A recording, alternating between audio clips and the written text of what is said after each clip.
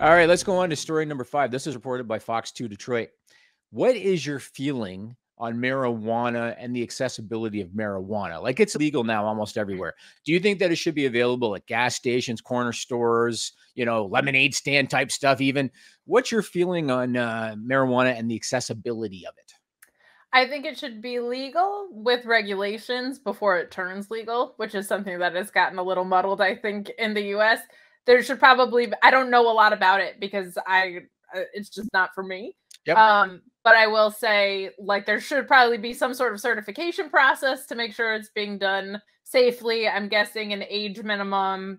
I don't really know, but probably some sort of driving restrictions like there are for other controlled substances. So I think if it's something that people want to partake in, they should be able to do it, but there should be a protocol in place by people that are more knowledgeable than me about it, that have been consulted before it gets rolled out. All right. Well, there's a man in Detroit. His name is Marcellus Cornwell, and he was selling marijuana and pills out of his home. Kate Elizabeth, how did he get caught? Oh, man. How did he get caught? Selling to a cop? He had a vending machine outside his house. Joel, you got the video?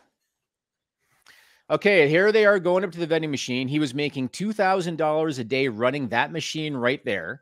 He'd been running it for 4 years. The thing accepted credit cards and even Apple Pay. Look at that. They got it right out of the machine right there.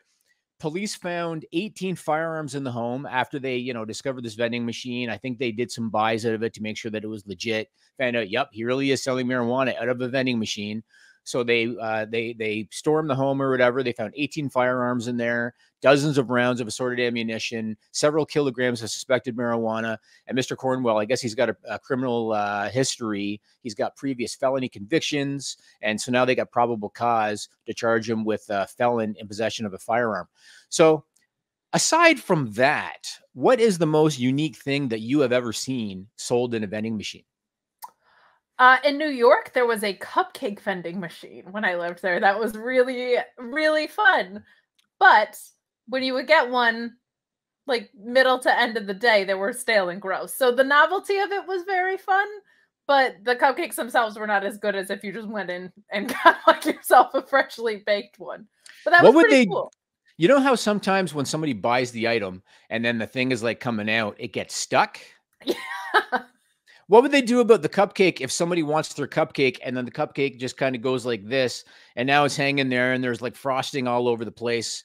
I don't know if that would work. Let me ask you this. Can you think of anything that they don't sell in a vending machine that you're aware of that maybe they should?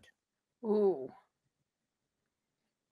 It's funny, like, I feel like they are in vending machines now, but like those last minute, like cell phone chargers, like you were saying, I feel like they're not everywhere, but like in an airport or whatever, there'll be like a Best Buy bin. Yep. I feel like headphones, cell phone chargers, all that kind of stuff, I think. Yeah, I think they have it at the airport. Well, I was in Amsterdam one time and I came across a vending machine. The thing was the size of a bus and it had all these windows on the side of it with like hot food, like burgers and hot dogs and fries and everything. And I thought, oh, this is fascinating. You put the money in, you open up the little window and you get yourself a hot burger. And I thought, why the hell is this thing the size of a bus?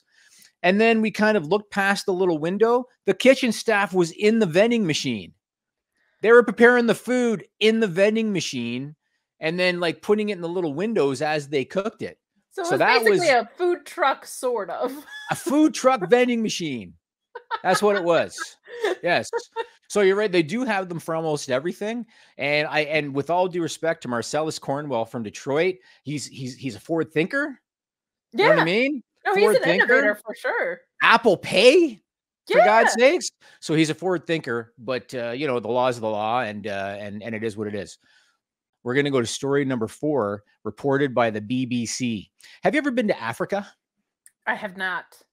So you know how you hear stories all the time about places like that where there's some dangerous wildlife. You got lions and tigers and elephants and stuff, and you'll hear about rural areas sometime where there's attacks by these wild animals. You've heard all that stuff in the news, right?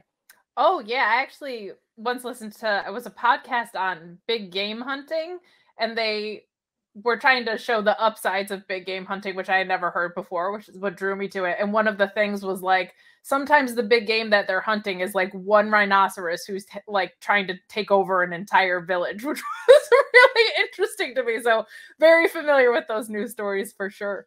Well, there was a farmhand in a village in Kenya, and he raised the alarm because he spotted a lion just outside his employer's home. So wildlife officials were called. They were told that there's a stray lion that had been spotted. They came out to investigate. They were able to photograph it. Joel, do you have a picture of that lion that was hiding? Okay, there it is right there, hiding in the bushes. Now, what do you think happened next? So wildlife officials, they come to the home and they're told there's a stray lion. And I just showed you the photo that they took of it. What do you think happened next? I'm going to say it was either not alive or that it wasn't really a lion and it was somebody dressed as a lion that was spying. So Kenyan wildlife officials, they cautiously approached, because these things are not to be messed with. They're taken lightly. They cautiously approached. The lion was directly below a window of the home. So they decided, we're going to enter the home and then we're going to go up and open the window and then we can get a good shot of it from up above. So they go in, they open the window, and that was when they realized that the lion didn't have a body. And so they were able to figure out, and you had a good guess on this one. It was actually a shopping bag. Joel, you got the picture? There it is right there.